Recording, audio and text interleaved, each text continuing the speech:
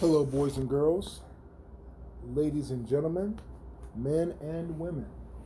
It is I, Dwayne Burns, welcoming you back to the Loving Enjoying Life channel. And what we're learning and enjoying today is the final regular season game for the Detroit franchise and the Retro Bowl tutorial. So as you already should be fully aware by now, is that we're working on getting the Detroit football franchise their first world championship since 1957. And as you can see, we only lost one game against New Orleans, and we have already demolished our franchise record in wins by 2 games, and we have already clinched home field advantage. Now we're going to close out against Green Bay at home at Ford Field. The uniforms are pretty much already set, so this time we're going to play on easy, and we'll get right into the game. So Green Bay had a pretty good season. Let's see how the playoff matchup shake up. So Detroit has a first round bye regardless. New Orleans and Seattle are playing for the 2 seed, while Washington. Let's see how Washington's doing. Washington has at 7-8 has already clinched the NFC East.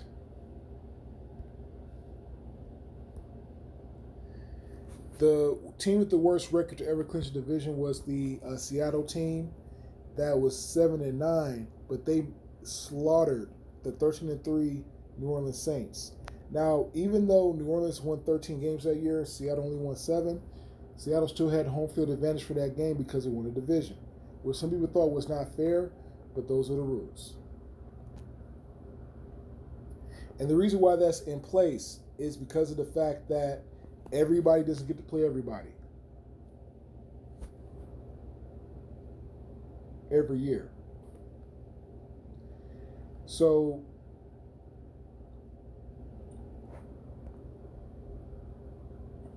Arizona has already clinched the 5 seed, so they're going to go to Seattle and New Orleans, and a Green Bay win or an Arizona loss will give Green Bay the 6th seed, where they'll go. Arizona's going to play Washington. Arizona's going to play Washington regardless. So that playoff matchup's already set up. Green Bay's either going to go to Seattle, Green Bay,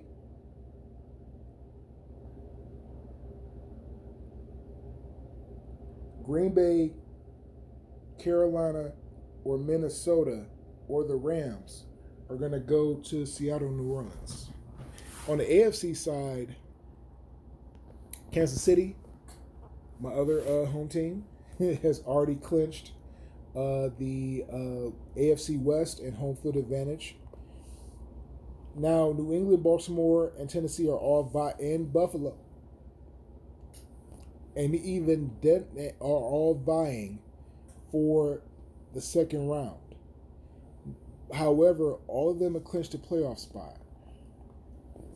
So the playoffs are pretty much set. It's just a matter of who's going to play who, and who's going to have a bye week or not. So the biggest surprise is Denver, because they had to rebuild. So that means the biggest disappointment is Houston for missing. The biggest surprise, obviously, is Detroit and the whole football world. And New Orleans still getting it done. Seattle still getting it done. Washington, I don't know if that's a surprise or an achievement, because NFC East is the weakest division in the NFL right now. Arizona is a big surprise, and Green Bay is Green Bay. So let's go ahead and knock this game out.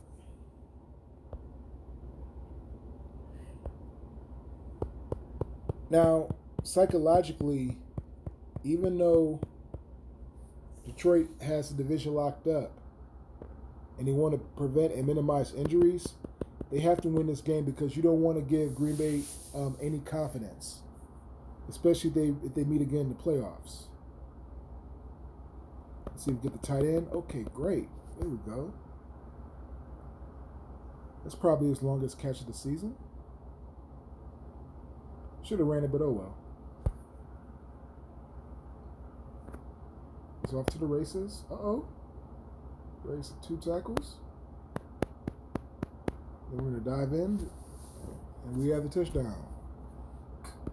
So obviously the Lions fans are excited if you use your imagination.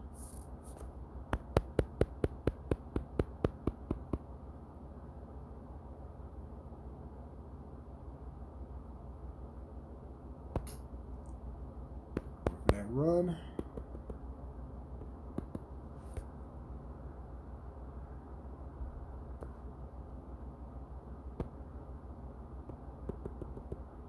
Oh, he beat the blitz.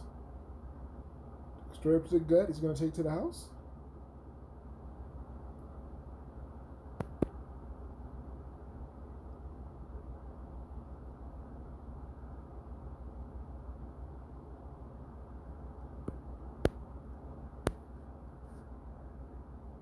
Brilliant. I got to see something really quickly.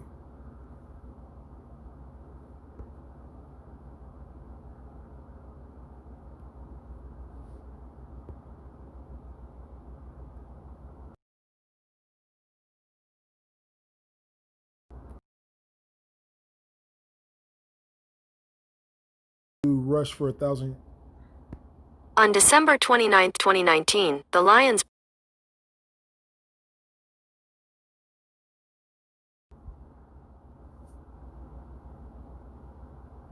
Kerryon Johnson.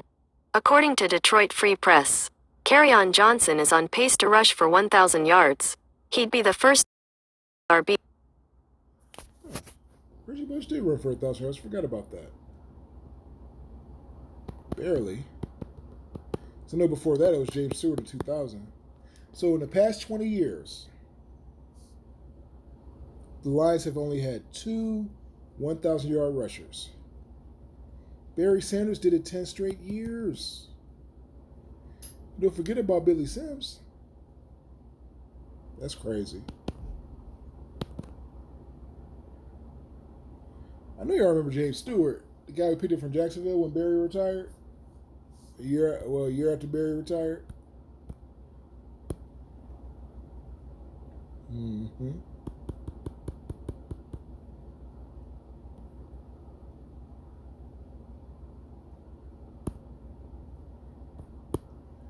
Off to the races.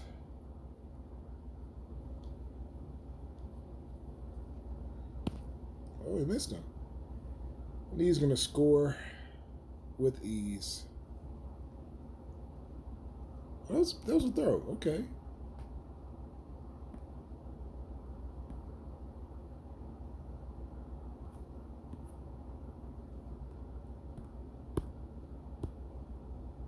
Whoops. Oh, well, nobody's perfect. Fumble the ball before halftime? Wow.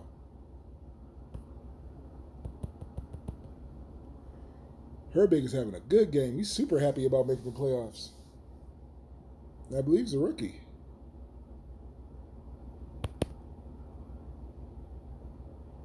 Yeah, what are the rookie of the year is going to be? Now, it doesn't go around the league. The only players that it monitors is the players of your team.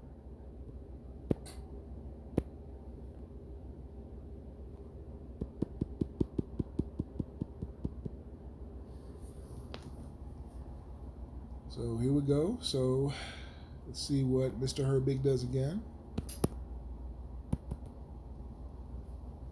5-yard scamper. So everybody knows about the Green Bay Packers.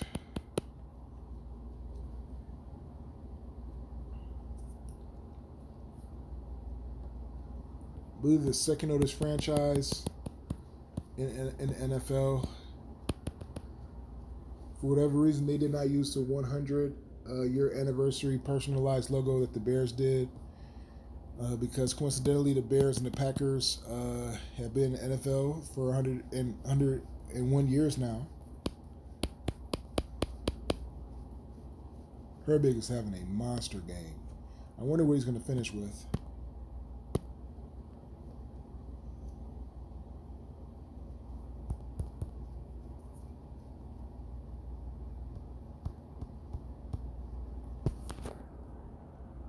All right, so like right back, feed me more. Feed me more. Okay, Mr. Herbig, I will adhere to your request as long as you do what you're supposed to do.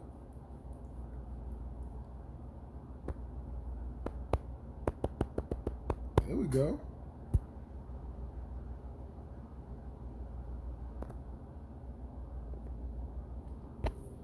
Herbig's having a monster game. I gotta check his stamina after the game.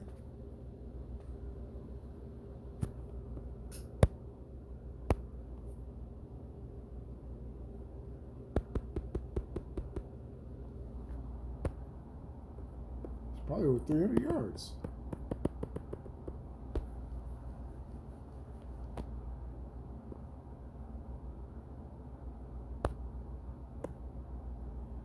Blake's season was in and of itself a miracle.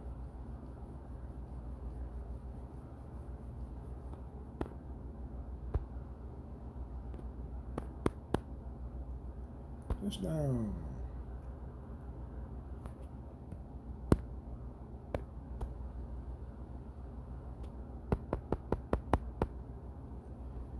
$50 points in the game, win the division, have a winning season. So all that was accomplished during the season. So our first full season, obviously I'm coach of the year. It's not even close. So despite the Green Bay loss, they still made the postseason. And the playoffs are set. So the Green Bay Packers will go to Seattle. And the Arizona Cardinals, despite winning 3 more games in Washington, will go to Washington.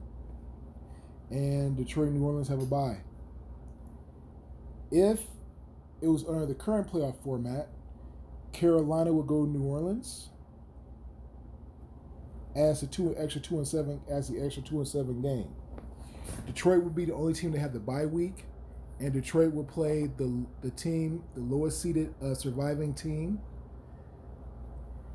and the highest seed surviving team, the highest seeded surviving team will play the second highest surviving seeded team. That's how new playoffs work, but they don't do it on here just yet. So Warrior had a tremendous game, of course. He knocks people down when they're behind 18, 19 times a game, which is good for us.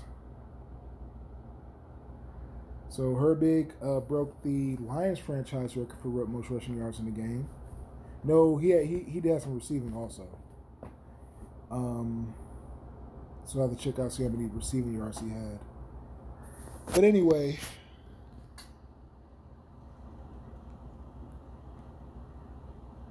we'll see. So will increase his catching. He's obviously the rookie of the year. Blake stamina is up. And then McCray's stamina is going to be up as well. And we want to have a more accurate kicker. So let's take a look at what the Lions did, or the Detroit franchise did. So Egbule had a great season, 3,900 yards, 40 touchdowns, which may be a franchise record. But he only had 6 picks, so I'm sure he had a perfect rating. And he had 4 rushing touchdowns, which was impressive. Jamal Herbig, Rookie of the Year, obviously, 8 yards per carry, which is tremendous. And he did have 272 yards rushing, which is a Detroit Lions franchise record. 34 touchdowns, probably an NFL record. And he also had 700 yards receiving, So he had well over 2,300 yards of total offense from scrimmage, and 42 touchdowns total. That's tremendous. Now he did not have one fumble rushing and one fumble receiving. They just total up the total fumbles between rushing and receiving. Despite missing 6 games, Tommy Horsted still had a solid season for a tight end with 20 catches. And then 129 catches and a NFL and franchise record, 2,500 yards receiving. Probably an NFL record. Probably Randy Moss's record if he does hold the record for 28 touchdowns receiving. Very good. Tavon Hoyer put somebody in the butt side 228 times. Gillen was decent. Clark came in and had 81 tackles despite only playing 8 games. We picked him up as a free agent late in the season. Gilmore was pretty good, and McCray had a pick. Now, picks come at a premium in Retro Bowl, so one pick is like equivalent to 7. It's equivalent to 5 picks in real life. And then Rivers had 2. And then Murphy had a really good season accurately wise. Now, let's see what the AFC did.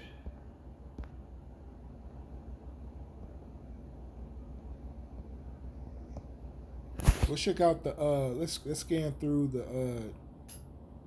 the point differentials. The Lions beat people by 20 plus points per game.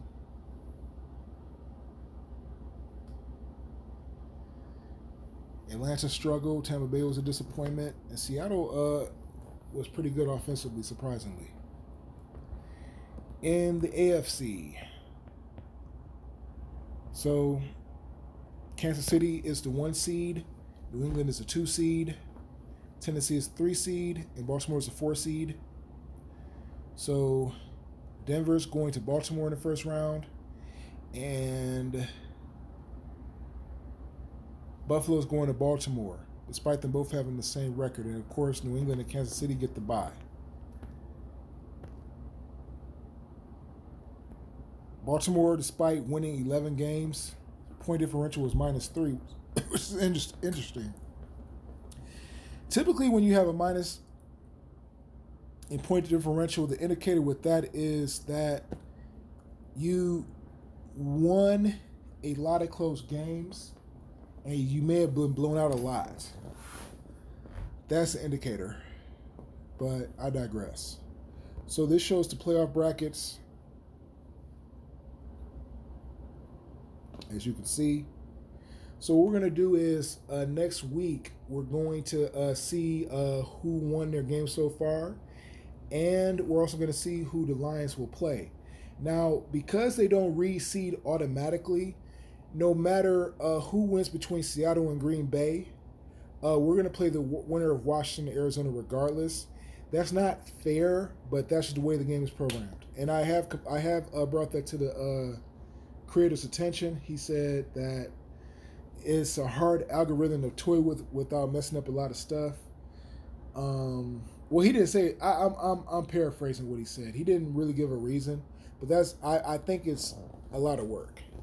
And he took a 2-week vacation from Retro Bowl, and we told him, like, man, take your time. Like, you told us to give you feedback, we're giving it to you. And he's from England, also. God bless his soul. England people know what the NFL is, but maybe he looks at things. So what I'm going to do is give you tips and pointers about the postseason on the next video. Please click like and subscribe, and I'll talk to you next time.